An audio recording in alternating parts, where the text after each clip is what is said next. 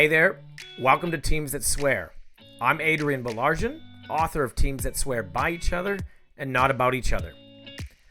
I believe the strength of any organization comes down to one thing, and that's how well its people work together, and especially how well an organization's leadership team work together. Now, if you're looking for genuine strategies that actually work, you've come to the right place.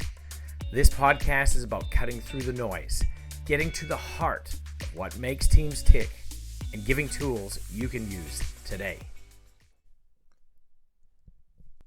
Today, we're going to talk about how you approach progress. Whether you're a goal setter, a focus setter, a sprinter, or a marathoner, and how to set yourself up for success without getting caught in the pressure of traditional goal setting. Here's a couple questions for you. Are you a lover or a fighter? A sprinter or a marathoner? Or a goal setter or a focus setter? Now, more importantly, are you on track to achieve what you set out to do this year? Or does the idea of setting goals feel like another thing on an already overwhelmingly to-do list? Now, if you haven't locked in your objectives yet, no stress. You are not alone.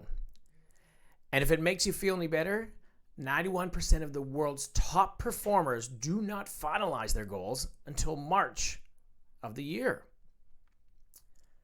Okay, I'm going to admit something. I made that bit up.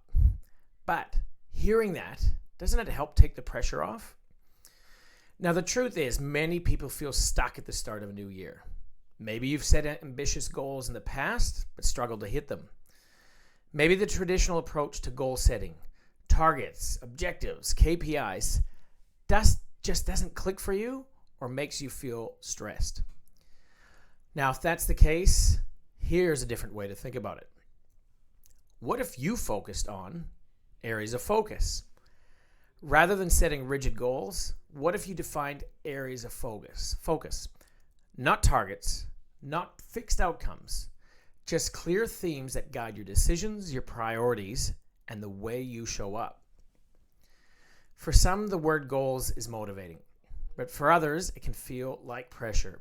It can even take the fun out of progress. Think about it. Do you work best with clear, defined goals, or do you prefer to evolve and adapt as you go? Now, here's a couple ways to get started. The first question you can ask is, what area or areas of your work do you want to improve on this year? Question number 2 you can think about.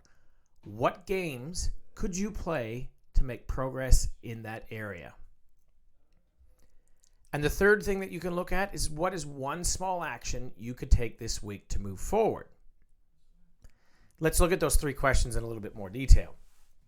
I'd suggest having a pen and paper if you're not listening to this in the car or while you're out for a walk. And if you are, come back to this because I think taking notes on this is quite important. Let's look at playing the game right for you. Once you define an area of focus, it helps you choose the games you want to play. For example, let's say your focus for this year is becoming a more strategic leader rather than getting caught up in day-to-day tasks. Your game might be blocking out time each week to think about the bigger picture, getting better at delegation, or playing the game of seeking out conversations with leaders who inspire you. Or maybe your focus for the year is building a stronger, more connected team. Your game could be checking in with each team member more regularly, creating more space for your group for open conversations, or finding ways to celebrate small wins. It's about finding your version of success rather than measuring yourself against someone else's definition of it. Now let's look at the area of, are you a sprinter or a marathoner? Here's something else to consider. What pace works best for you? Some people love the rush of short-term projects. They thrive on quick wins, clear deadlines, and sprints of focused efforts. Others do better with long-term, steady progress. They prefer to play the long game, making consistent improvements over time. Which one are you? Do you prefer to do the quick sprints and focus on short term? Or are you more of a marathoner, thinking about the small wins that you can get in the big picture? Now, understanding your natural rhythm can help you set yourself up for success in a way that actually works for you. Now, let's get started. If you haven't set your focus for this year yet, don't overthink it. Just start by picking one area you want to improve on. Define a game you want to play, then take one small step forward. See what you learn about yourself along the way. And most importantly, enjoy the ride.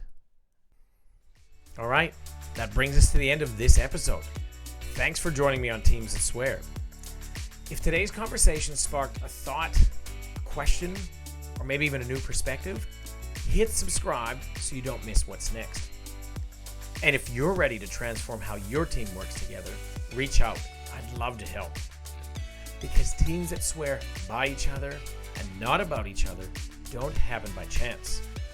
They happen with intentional, deliberate action, and the first step starts with you.